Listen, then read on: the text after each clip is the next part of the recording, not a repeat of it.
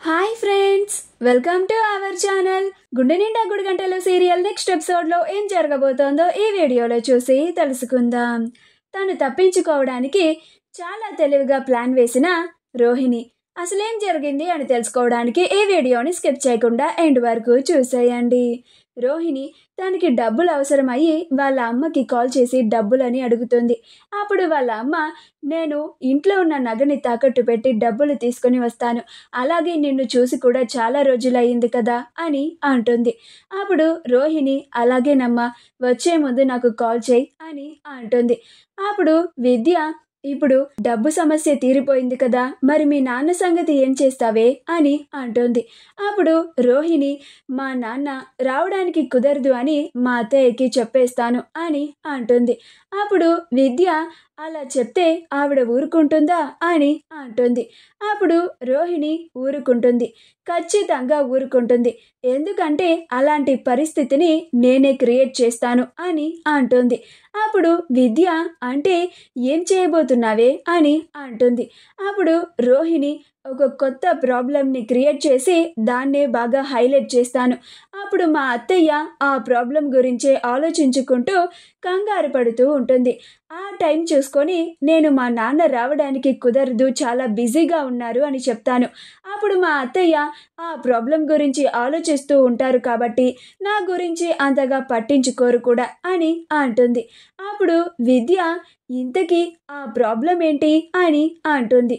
అప్పుడు రోహిణి, నీకు మా ఆడపడుచు మౌనిక తెలుసు కదా అని అంటుంది. అప్పుడు విద్య, తెలుసు, సంజుతో మ్యారేజ్ అయ్యింది, సంజుకి బాలుకి అస్సలు పడదు, వాళ్ళ పెళ్లిలో బాలు చాలా గొడవ చేశాడు అని చెప్పావు అని అంటుంది.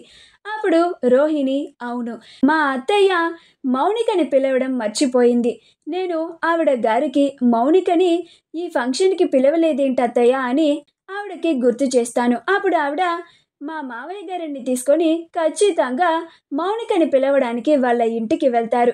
అక్కడ ఆ సంజు తనకున్న నోటి దురుసు వల్ల వాళ్ళని ఖచ్చితంగా అవమానిస్తారు. పైగా శృతికి సంజుకి ఇంతకుముందు పెద్దవాళ్ళు మ్యాచ్ చూశారు.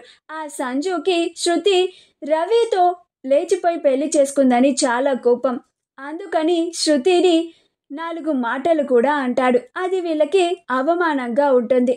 ఈ ప్రాబ్లంని క్రియేట్ చేస్తాను. ఒకవేళ ఆ సంజు ఒప్పుకొని ఫంక్షన్కి వచ్చినా కానీ బాలుకి సంజుకి అస్సలు ఒక్క క్షణం కూడా పడదు.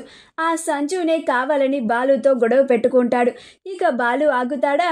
ఇంకా ఆవేశపడడు. ఖచ్చితంగా వాళ్ళిద్దరి మధ్య పెద్ద గొడవే అవుతుంది.